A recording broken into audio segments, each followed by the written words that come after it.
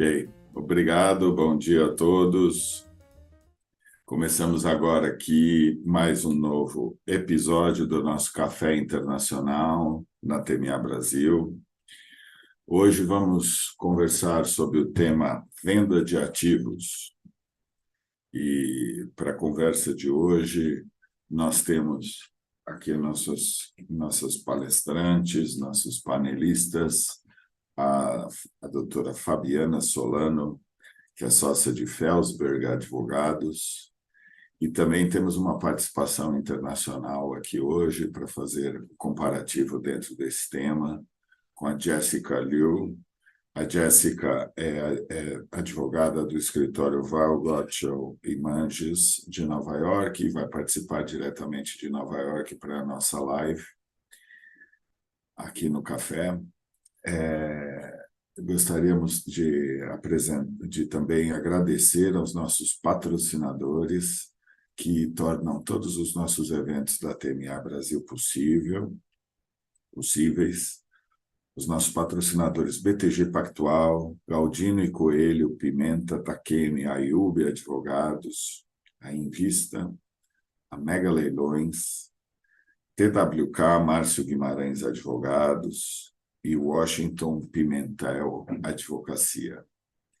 Também temos hoje, com participação especialíssima, a nossa relatora Mariana Jurado.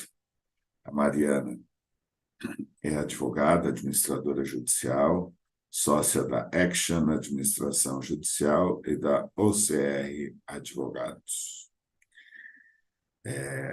Para os debates de hoje, e para todos que estejam acompanhando e queiram também mandar seus comentários e suas perguntas, nós sugerimos que usem o nosso canal do YouTube, o chat no YouTube. Podem mandar seus comentários e perguntas que nós receberemos aqui na nossa live e vamos respondê-las assim que possível dentro da nossa programação e dentro da nossa dinâmica aqui de debate sobre o tema da venda de ativos. Obviamente, a venda de ativos dentro do nosso ambiente de reestruturação, recuperação judicial, extrajudicial e falências, né? No ambiente de insolvência e no ambiente de distressed. Eu vou tomar a liberdade aqui também para fazer a nossa conversa de hoje em inglês, para que a nossa convidada Jéssica possa também acompanhar todos os debates, já que a nossa ideia hoje é fazer uma apresentação dinâmica com comentários e comentários de todos aqui, da Fabiana e da Jéssica, e podermos ter uma análise dos temas que nós propusemos aqui analisar de forma em diálogo, né? Na forma de diálogo, não exatamente na forma expositiva, que nos pareceu mais interessante, e ter um debate vivo sobre mais dinâmico sobre os temas e sobre as questões que circundam o tema de venda de ativos na nossa prática. Então, tomando a liberdade, eu já vou começar, vamos começar, acho que com uma análise muito objetiva e muito direta sobre o tema venda de ativos, que foi muito utilizado, é muito utilizado no Brasil, em várias situações, né? Situações de distressed, situações pré-insolvência e especialmente em situações de insolvência. Então, eu vou iniciar com uma questão já para a Fabiana, e já em inglês, para que a Jéssica possa acompanhar e também já, na sequência, fazer seus comentários. Thank you, everyone. Thanks, Jessica. Thanks, Fabiana. Now I'll switch into English. We're going to start the debate, our discussion here, and I'll ask Fabiana her first comments on how was the development on the sale of assets in Brazil in the environment of the distressed situations and restructurings, and especially reorganizations, formal and judicial or extrajudicial reorganizations, and how is the frame in which it was used in Brazil, and how and what is her vision on how the importance and the practical use in Brazil of the instruments of a sale of assets. Thank you, Fábio. Well, first of all, I wanted to thank TMA and Graziella Amaral for inviting me to this panel. It's always an honor to participate in these organizations' events. And I'm especially happy to be here today because as one of the members of the International Committee at TMA, we have envisioned and they idealized this series of events, the Cafés Internacionais, né, as a forum to discuss and to promote food for thought, as we say, to get inspired by other jurisdictions and understand how important and relevant topics to the Brazilian insolvency system were inspired in other jurisdictions, right? So for personal reasons, I wasn't able to get involved with the previous events of Café Internacional. So I couldn't see the results of what we had envisioned until today. So this is especially important to me to be here and to be part of the last Café International of the year. It was a very good reason. It was a very good reason that you could not take part on the previous one, but all of them were very successful, Fabiana. Be sure, yeah, very debateful. And I just forgot to mention that we also were invited. We also invited Francisco Satiro, Professor Satiro, but he was not able to come today because he's attending an international conference and it's not having correct connection there. But okay, we also would like to thank Francisco Satiro for being, very kind and try to join us today. But go ahead, Fabi. Sorry, I just want to thank you, Fabiana, our leader on our international committee, and TMA Brazil, and Jessica as well, and Mariana. Thank you. Thank you, Fábio. So as Fábio mentioned, I think that the sale of assets is a topic of the utmost importance to us because when the debtor is under restructuring proceeding, the sale of assets is just one of the three possible ways that a company has available to reorganize its capital structure, along with obtaining new financing or by reducing the debt, right? So using all these three elements combined. So under the law of 2005 in Brazil, the first restriction that we have, and I think it's important for Jessica to know that, is that the debtor cannot sell assets or rights from its non-current assets. That's what we call ativos não circulantes in Brazil, except with the authorization of the judge and after him creditors.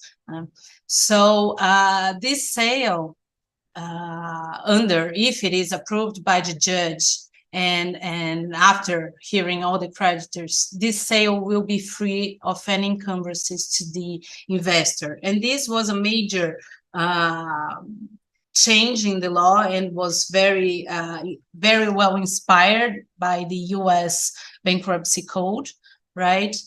And ideally of the reorganizations. And why was that happening, right? If it's something so important to the debtor and even to the state, why was that not happening at all? And the reason for that is that we have this litigation culture in our system in which many creditors used to object to the debtor's request for the sale of assets. So they used to allege various reasons and various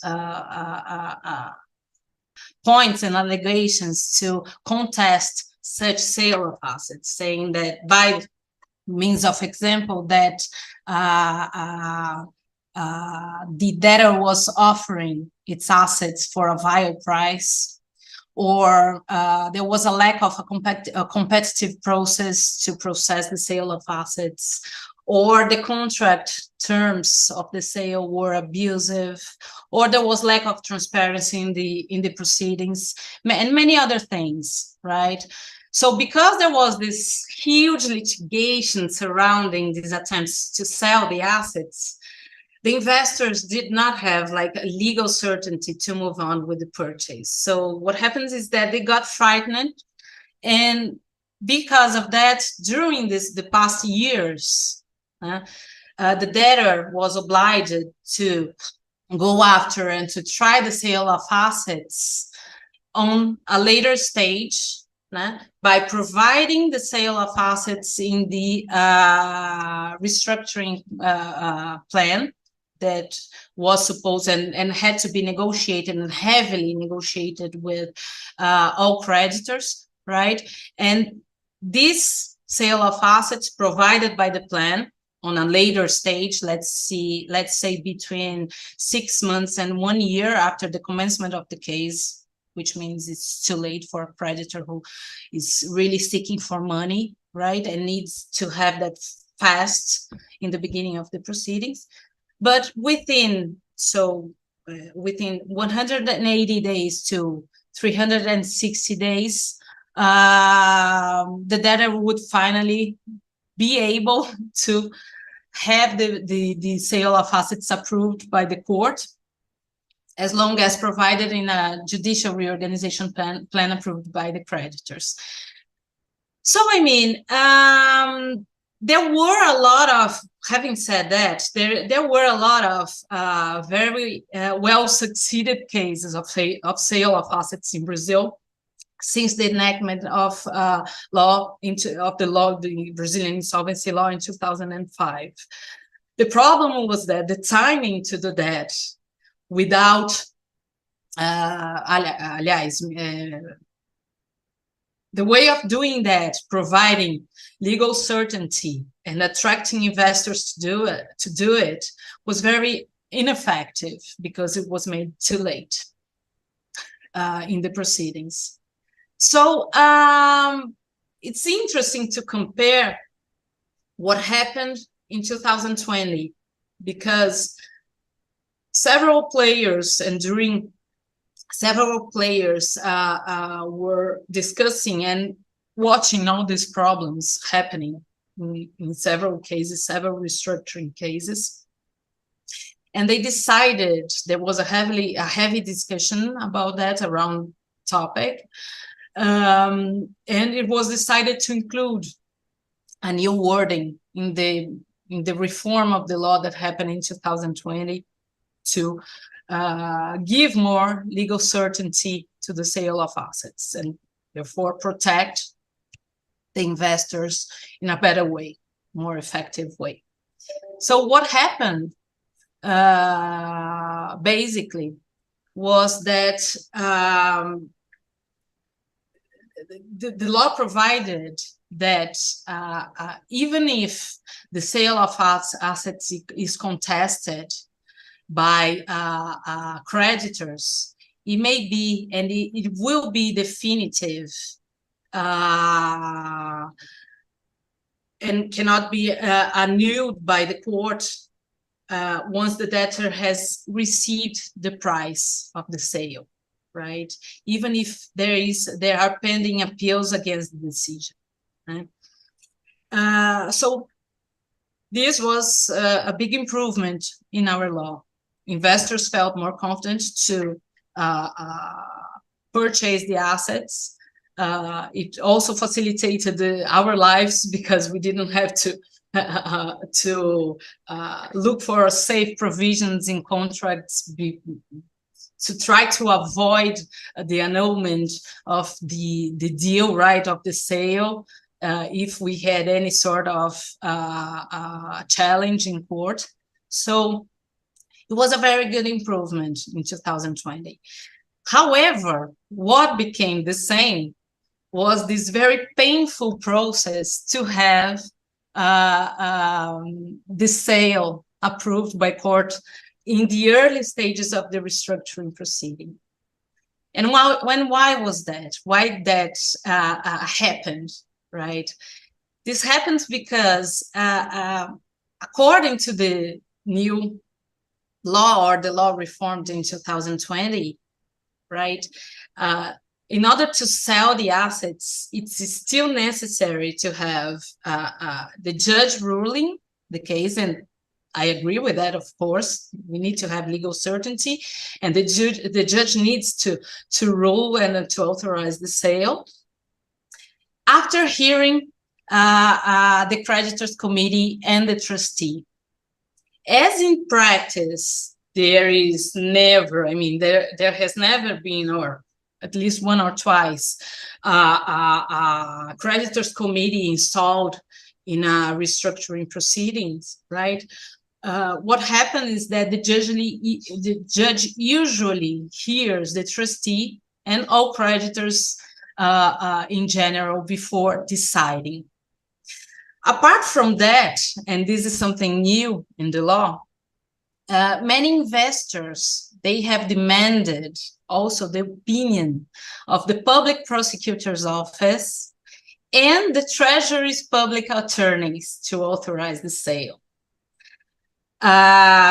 based on a new wording of the law, Article 142 of the law. So what happened? What happened is that this all delayed the proceedings even more before it used to happen in the law enacted in 2005. So if we do now, we do need to have a proof of plan within 180 days or 360 days, because it's the time of the stay period in Brazil. In order to get all these approvals, this will take so much longer, or even longer than it used to happen before. So in my view, this was a terrible failure of the law. We have one case, just to give you an example. We have one case, one ongoing case, that we have asked for authorization of the court to have the sale of assets. This happened in February this year. We are still pending a decision on that by the reorganization court. So, I mean, we did not solve the problem in that sense. We did address one big issue and one big problem, that was to give and to grant legal certainty for investors. But we did not work on the other side of the law, that is to allow the investor to get access to important funds, which are, I mean, essential in a plan of in a restructuring proceeding, because there is no credit for that company, for the debtor company anymore, and we need to have operations going on, right? So basically, this is the new feature of the Brazilian law, right? And there's another, I forgot, but there's another important thing here, and it's a new feature also that in my view, it was terrible, and I mean, really bad in terms of allowing the sale of assets to happen, if not in the plan of reorganization. And what was that? There is a new article saying that the sale cannot represent a substantial liquidation of the debtor company, which we call it, it's the concept of esvaziamento patrimonial, as we call it, right? To the detriment of creditors not subject to the judicial reorganization. Meaning that tax authorities, all the treasurers, creditors that are not subject to the proceedings, which are a large part of it in Brazil, they may say to the court that that sale of assets could not happen because there was not an assurance that they would have enough money or at least future cash flow in that company to pay such creditors that would have a special treatment in the restructuring proceedings. So basically, it got really worse to have a sale implemented outside the restructuring plan, right? And easily, by alleging this substantial liquidation or esvaziamento patrimonial, a sale could be prevented by the court, by a judge, right? And honestly, the kind of proof that would be necessary to evidence that situation, I mean, it's very complex. We are talking about an evaluation of the company or many technical evidence like to happen. Yeah. So, or even worse, it's just a gap. We had a gap, but we can hear you and see you, and it is even worse because you should predict the future, right? Because you should make sure that the cash flow or flux of cash flow will get in to be assured about payments in the future. So it's even more crazy. But Fabiana. Great. Now, Fabio already, exposed it brilliantly everything about it since the beginning of our experience here in Brazil on sales of assets. And in fact, now, Fabio, let's say the original cause of everything is that, and why restructures in Brazil turn out to be a kind of a sales of assets oriented proceeding, right? It was because, and you mentioned that, it was because the company under restructuring needed new money, fresh money. That's the first rule on a successful restructuring, right? And judicial reorganization, whatever we are dealing with, and especially the formal ones. And in Brazil, we do not have a deep financing structured market. We do not have deep lenders also assured by the law, plus the practice to be also sure that lending money to the company will have the super priority and all privileged. The reform in 2020 also brought certain improvement on that, but since the beginning, since 2005, companies in Brazil had to sell assets through the proceeding in order to raise money, to have new money, and to continue activities, and even to face the restructuring costs and expenses, which are considerable in Brazil, right? And time-consuming, as you said.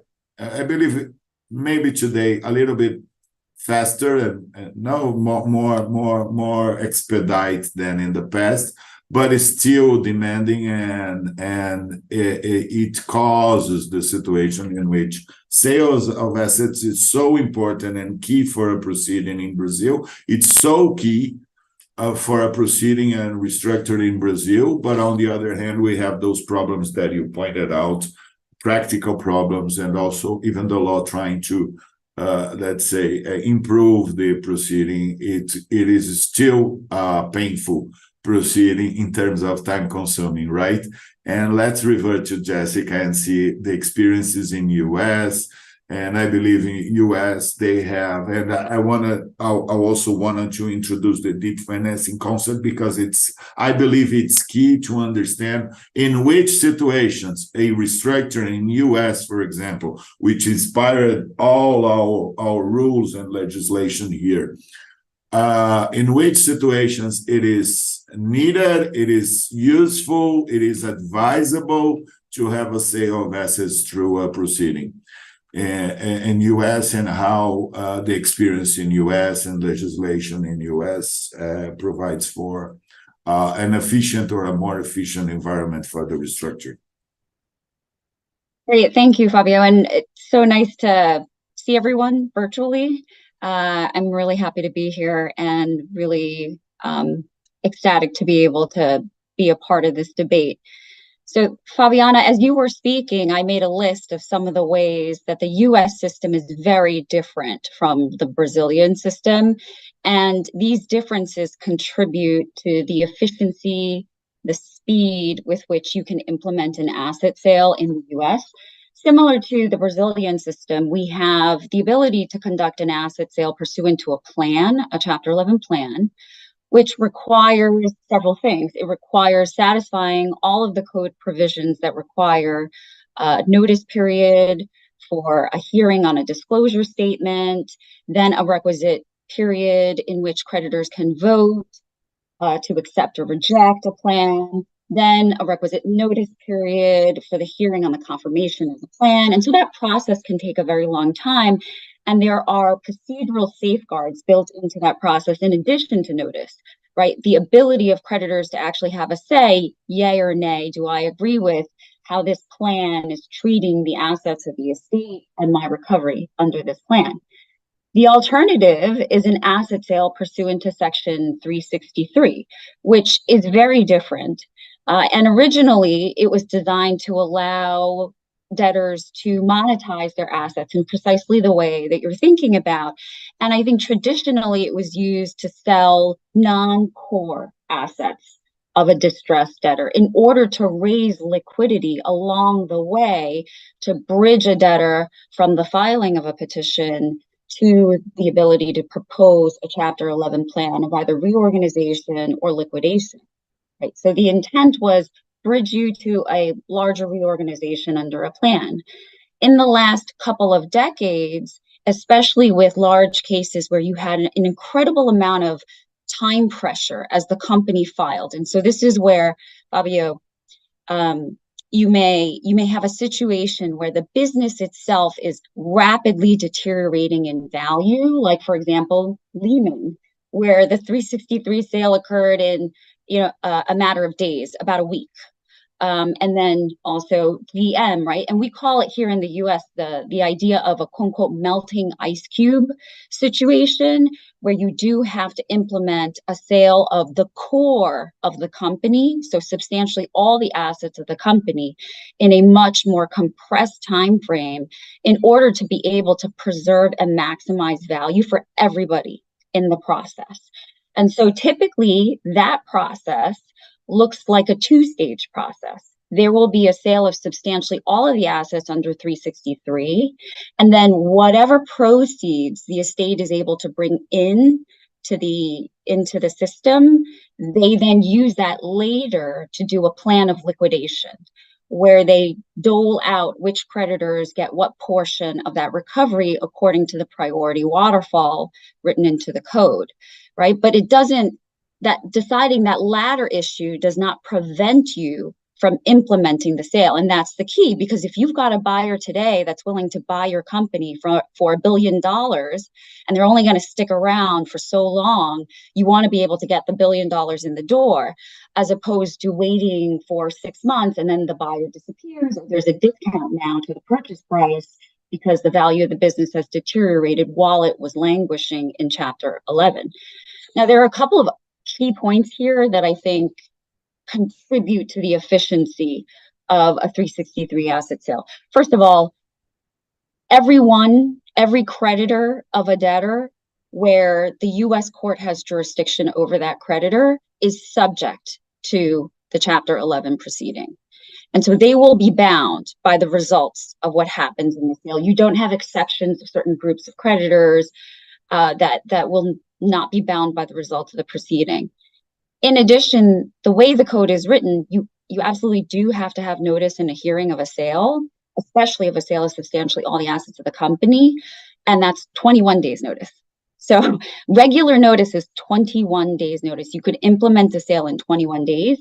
You could seek shortened notice. And so the bankruptcy court has a tremendous amount of discretion to say, especially in an emergency situation, when I take into consideration the totality of the facts and circumstances, maybe 6 days notice is enough notice, right? Because again, you're trying to save the company for the benefit of the creditors.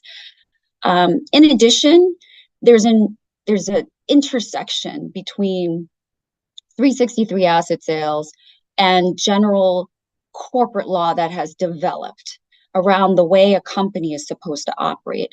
And by that, I mean that outside of Chapter 11, if a company wants to make decisions about how to divest its assets, it's generally subject to a very deferential standard that's evolved under mostly Delaware corporate law called business judgment, right? Where you defer to the business judgment of the people who know the company the best. And that would be senior management, the governing board, or other entity that is responsible for making decisions about the company's business.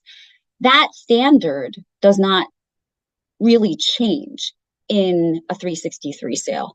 The court's presumption is that unless there is some conflict of interest or obvious fraud or criminal issue, right, or self-dealing that is happening at the board and senior management level where the decision is being made, the court will presume that the board is exercising business judgment and defer to their decision. And all you have to show when you do a 363 sale, the minimal standard or evidentiary burden you have to satisfy is that I've used sound business judgment in entering into this sale, right? So it makes sense from a business perspective why we want to sell this business, that business, or the whole business. In addition to that, the one other thing that has evolved in the last couple of decades here is that when a debtor is distressed and they know that a sale of substantially all of its business is a possibility in Chapter 11, and Chapter 11 itself is a possibility, the sale process actually starts months before the debtor will even file for Chapter 11. And typically what will happen is there's a lead up, and it could be as long as short as 2 months, it could be as long as a year. There will be what's known as a pre-petition marketing process, where outside of Chapter 11, the company is exploring the ability to sell itself. It hires a very reputable investment banker or advisor that has extensive contacts in the market with not only financial players that might be willing to invest in the company and purchase its assets, or also industry players where some kind of merger acquisition combination might make sense. And their job in the months leading up to a potential Chapter 11 filing is to canvass the entire universe of potential interested buyers and see if any of those buyers are willing to engage with the company and purchase their assets without a Chapter 11. And if it's the case that no one shows up and says, I want to buy this company without a Chapter 11 filing, and a buyer does show up and says, I want to buy this company, but only in a Chapter 11 filing, and I will only work with you if you're willing to do a filing, and here's how I want the sale to look, you've effectively established a evidentiary record that, again, supports the sale in Chapter 11, because you can tell the judge, some of the facts you should consider are, for the last year, we've been trying to sell ourselves to anybody who is willing to buy us. And we haven't been able to find anyone except this buyer who's willing to do this deal in Chapter 11. And we cannot lose that opportunity without acting on it quickly and in accordance with the terms on which the buyer is willing to transact with us, right? And so that provides a lot of support for the bankruptcy judge to say, this sale makes sense. It is a reasonable exercise of your business judgment, and therefore I should go ahead and approve it. So that's generally what the process looks like for the most part. One other thing I'll point out is that there's a tremendous amount of power that the buyer has in a 363 sale situation, because what the buyer can do is negotiate for certain rights and protections, not only in Chapter 11, which typically will get approved, and that includes things like a breakup fee, professional fee payments, the timeline on which the sale needs to be approved, right? So they can actually ask for an expedited timeline to try to advantage themselves as the pole position player and try to box out other parties who may come in after a Chapter 11 filing to try to take the asset out from under a buyer. But the other thing that the buyer can do is the buyer can also negotiate with the debtor for bridge financing. Right. So, for example, if a buyer is interested in doing a sale in Chapter 11 and they want the debtor to effectively give the buyer the pole position, we call it here the stalking horse bidder. So you are literally the bidder that the debtor enters into a contract with, which other bidders would need to compete. That stalking horse bidder could agree to advance a portion of the purchase proceeds to the debtor to effectively bridge them through a sale process. They would obviously negotiate for protections in return. And then to the extent that in a Chapter 11 process, somebody else comes in and says, actually, I want to buy the company for more than you, then they would do that and repay that bridge financing. So that's also another creative aspect that is sort of developed over time. Fabio, the one other thing I want to talk about, because you've asked about it specifically, is DIP financing. So typically what will happen is if you do have a company that is incredibly distressed and they have a choice of filing Chapter 11 and attempting to sell their assets in a very compressed time frame, then you risk selling the assets at a value that doesn't make sense for all the creditors, because we call it here a fire sale, right? It's like the house is burning, the house is on fire, and you just have to get rid of the furniture in the house. And you're willing to get rid of it for 5 cents when really it's a designer furniture worth thousands of dollars, right? And so what you really need is time. And so oftentimes, because we have a robust DIP financing market and we have a system where there are pre-petition creditors that understand that if I want to protect the ability of the debtor to repay my debt, I may have to advance the debtor money to give it more time to sell the assets.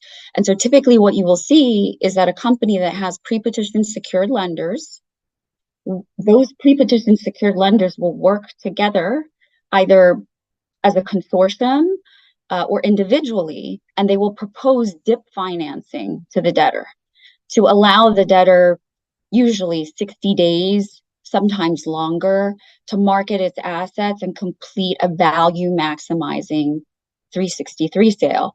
And the goal and the hope with giving the debtor more time is that if the debtor can sell their assets for a higher price, then there's more money to repay the pre-petition secured debt. So I'll pause there and see if anyone has any questions about that. No, very, very clarifying explanation. Thank you, Jessica. We are always struggling here on what Fabi is already struggling to make several questions and etc. because it's good for us to understand how it works, because you have decades of experience, even much more before our new legislation, in 2005 legislation, you already had lots of experience on that. Just to point out, and I'll pass to Fabi to make her comments, but just to point out, it is good to hear first that sales are also important in US, and DIP financing is usually a way, a bridge loan is also a way, or in a DIP financing bridge loan is also a way to get there and to have a more favorable 363 sales. In Brazil, we have one problem, right, Fabi? And Fabi may comment on that together with her questions and comments to Jessica, is that any sale before or any sale of business units in Brazil are risky, very risky for the acquirer, and especially in a distressed situation. So the way that Brazilian legislation put it, and it is the good part of our law, is that the sale or the purchase in a formal judicial reorganization proceeding or through a judicial reorganization proceeding will protect the buyer from succession and liabilities, etc. So it is very attractive in one way. The other way is that it's kind of time-consuming and demanding. Is not exactly faster as the business, right? The restructuring, the factual business restructuring needs, right, Fabi? So, but it's good to hear, and we had experience in the past, the first leading case in OAS, Fabi, and right after we may comment a little bit our experiences here. I believe OAS was the leading case in which we combined it exactly deep financing or a bridge financing as a deep financing, because also the need of court approval, etc., even for the lender to be protected, plus the stalking horse bid, and also judicial protection, sale under a court protection, etc. Right, Fabi? Go ahead. So it is a kind of an example that we had in Brazil. We had in 2016, 15, 16, although the court suspended that, we had in 30 days, and thanks to Daniel Carnio, Judge Daniel Carnio here in São Paulo, was very innovative on that, and very, let's say, and very confident that the proceeding that he was taking was favorable to the restructuring, not to the company or to the creditors, but to the proceeding itself, for a successful proceeding. And he did that. Unfortunately, we had the court was not experienced on that, and it was the first discussion that we had on that, and took 6 months to authorize. But at the end, it was authorized anyways. But it took 6 months to be authorized. But it was a very good example, right, Fabi? Go ahead. Sorry. No, right. I mean, it was. I think that this decision, this Daniel decision, was the first milestone to change the perception of the Brazilian courts about the deep financing and the sale of assets. Right. But going back to Jessica's talk and points, what I thought was really interesting is the freedom that the law or the system grants to the players to decide about the situation and the crisis of the company.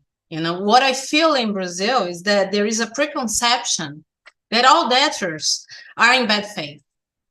If all debtors are in bad faith, how can you trust the urgency of the situation? How can you trust in the business judgment rule? That we know this concept very well. However, it's not applied by the Brazilian courts, which I also think they are sort of paternalists, in that sense, that they, I think that the judiciary tends to influence more in the future of the company instead of giving the power and granting power to all players.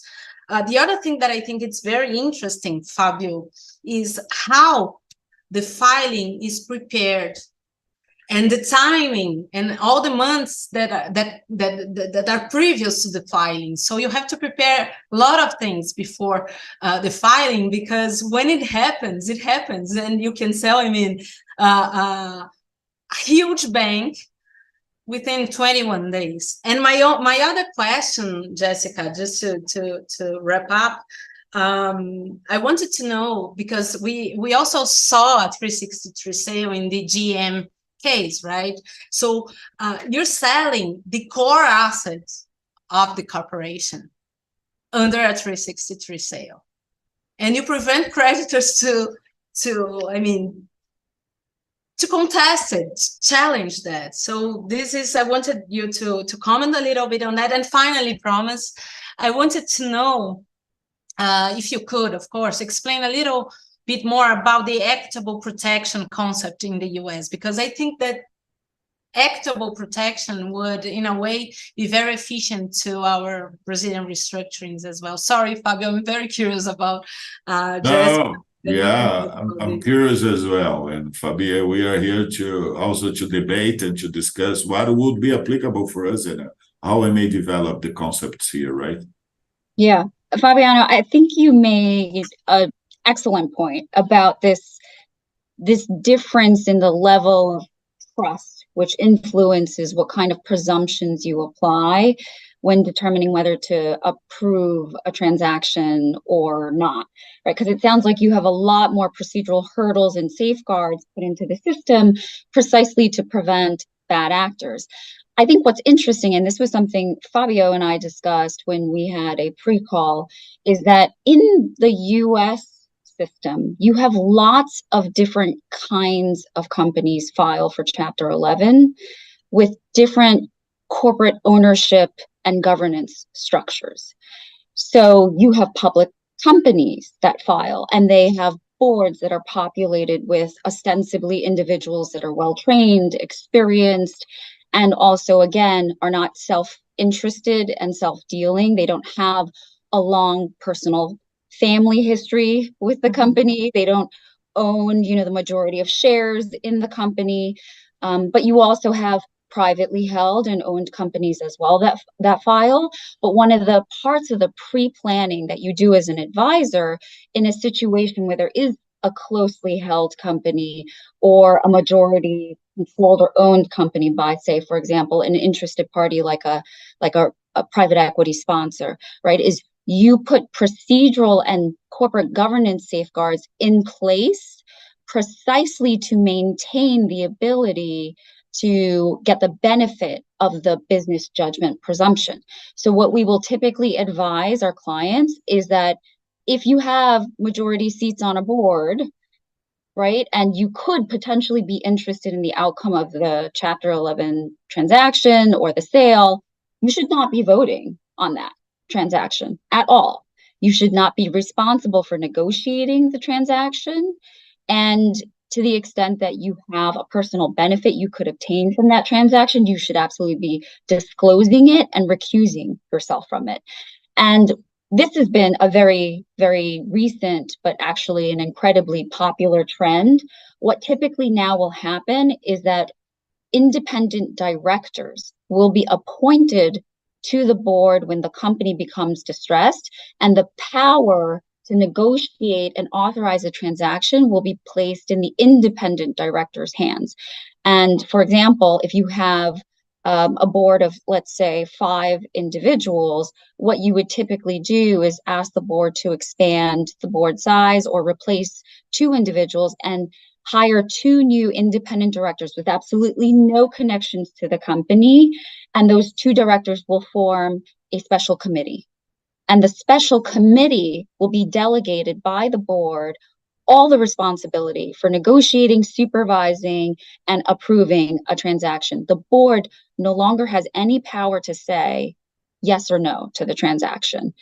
And that's there to protect every player in the system, because again, you're trying to preserve the ability to run into court and say, I am entitled to the business judgment presumption, and you should not question my decision because there's no basis for you to question this decision. The 2 people who have approved it have absolutely no personal interest in the outcome. They're just trying to do what the corporate law requires them to do, which is maximize the value of the company for the benefit of all the stakeholders.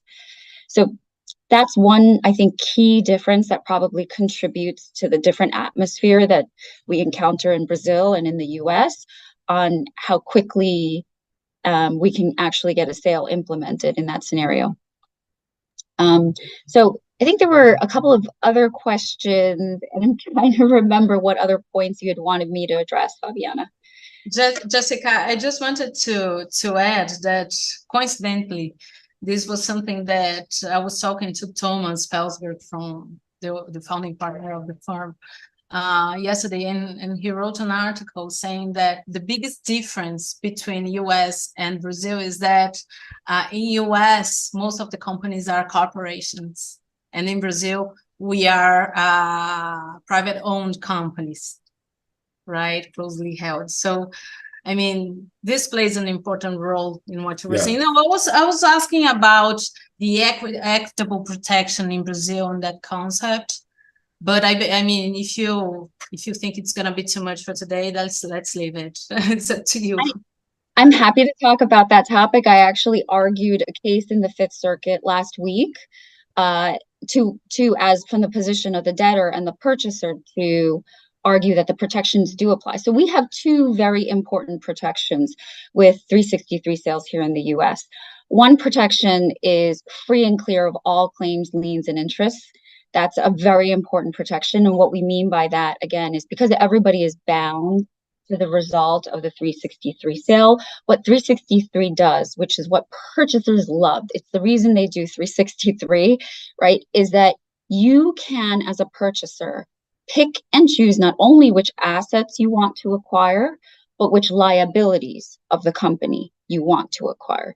Because again, when we talked about at the very beginning, this two-step process, where the assets of the company that the buyer wants and the liabilities that the buyer is willing to take are pulled out of the estate and approved through this 363, there's a corpus or a body of liabilities and assets that's left behind. And that's all dealt with under the plan of liquidation. So as a buyer, that's tremendous amount of flexibility that you have in a Chapter 11 that you don't have outside of Chapter 11, because you can say, I'll take the employee labor related liabilities, but I'm only going to take them going back 1 year, and I'm not going to take anything else, right? I'll take the tax liabilities, but only those up to a cap of $1 million and nothing else. Everything else I'll leave behind, and the debtor that remains in Chapter 11 can deal with those. And that's amazing protection as long as the party with the claim, the interest, gets notice and due process of the sale, they're going to be bound to that. I mean, there are a couple of obviously requirements to satisfy, including, for example, and this is very powerful, if you could satisfy that party's claim with money, you can leave it behind, right? That's great, because that's practically every claim in the world. You know, if you could satisfy it with money, you can leave it behind, because the idea is you would satisfy that claim with the proceeds of the sale.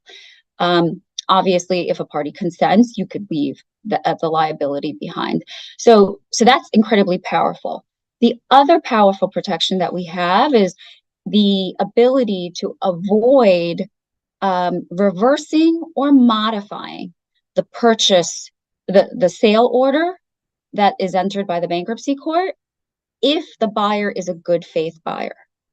So what 363M under the bankruptcy code basically says is, notwithstanding if on appeal somebody attacks this order and it ends up reversing the order that the bankruptcy court entered at the bankruptcy court level, Congress has deemed that if the buyer is a good faith buyer, you have no power to basically reverse or modify that order.